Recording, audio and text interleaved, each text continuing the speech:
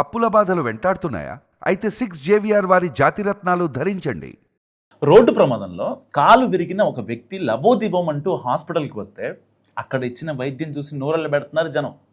విరిగిన కాలుకి అక్కడ డాక్టర్ బ్యాండేజ్ కట్టుకు బదులు కార్డుబోర్డు, ఆ ముక్కలు అట్ట ముక్కలు ఉంటాయి కదా, వాటిని ఉపయోగించి ప్రాథమిక చికిత్స అందించాడు. ఇందుకు సంబంధించిన వీడియో ఇప్పుడు సోషల్ మీడియాలో వైరల్గా మారింది. ఈ ఘటన బీహార్లోని బేగుసరాయ్ జిల్లా మంజ్హల్ సబ్ డివిజనల్ హాస్పిటల్లో జరిగింది.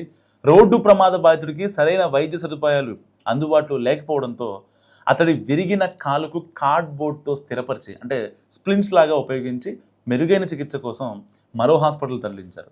ఈ ఘటనపై బీహార్లోని ప్రభుత్వ వైద్య వ్యవస్థపై మరోసారి విమర్శలు వెల్లువెత్తున్నాయి. బీహార్లోని నాకోటి పోలీస్ స్టేషన్ పరిధిలోని మహేశ్వర గ్రామానికి చెందిన కునాల్ కుమార్ అనే వ్యక్తి హర్సింగ్ బ్రిడ్జ్ సమీపంలో ఆగస్టు 3వ తేదీ సాయంత్రం జరిగిన ఒక బైక్ ప్రమాదంలో తీవ్రంగా గాయపడ్డాడు. ప్రమాదంలో ఆయన కాలు విరగడంతో కుటుంబ సభ్యులు, స్థానికులు వెంటనే మంజ్హల్ సబ్ డివిజన్ హాస్పిటల్కి తరలించారు. అయితే అక్కడ ఎముకల వైద్య నిపుణుడు, ఆర్థోపెడిక్ డాక్టర్ ఉంటారు కదా, ఆ డ్రెస్సర్ వీళ్ళెవరూ అందుబాటులో లేకపోవడంతో హాస్పిటల్ సిబ్బంది అందుబాటులో ఉన్న వస్తువులతో ప్రాథమిక చికిత్స చేశారు. అనంతరం మెరుగైన వైద్యం కోసం బేగుసరాయ్ సదర్ హాస్పిటల్కి రిఫర్ చేశారు. ఈ సమయంలో బాధితుడి కాలుకి వైద్యుడు కార్డ్బోర్డ్ ముక్కలను కట్టి కడుతున్న దృశ్యాలు సోషల్ మీడియాలో ఇప్పుడు వైరల్గా మారాయి. దీంతో నెటిజన్లు ఆ యొక్క హాస్పిటల్ దుస్థితిపై నిప్పులు జరుగుతున్నారు. మంజ్హోల్ సబ్ డివిజన్ హాస్పిటల్ నిర్మాణానికి కోట్ల రూపాయలు ఖర్చు చేసినప్పటికీ రోడ్డు ప్రమాదాల్లో ఎముకలు విరిగిన వారికి పూర్తి స్థాయి చికిత్స అందించే సదుపాయాలు లేవన్న విమర్శలు వినిపిస్తున్నాయి. అత్యవసర పరిస్థితుల్లో ప్రమాద బాధితులకు అవసరమైన ట్రామా కేర్ సేవలు, నిపుణులైన వైద్యులు అందుబాటులో లేకపోవడం మరోసారి చర్చకు వచ్చింది.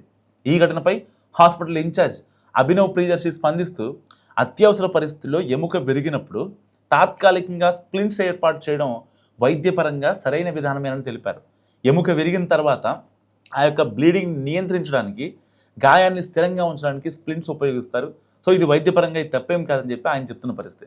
సో ఇలాంటి సమయంలో హాస్పిటల్లో ఆర్థోపెడిక్ డాక్టర్ కావచ్చు అండ్ డ్రెస్సర్ అందుబాటులో లేకపోవడం వల్ల ఆ ప్రాథమిక చికిత్స చేసి ఉన్నత వైద్య కేంద్రానికి తరలించాల్సి వచ్చిందని కూడా ఆయన చెప్పారు.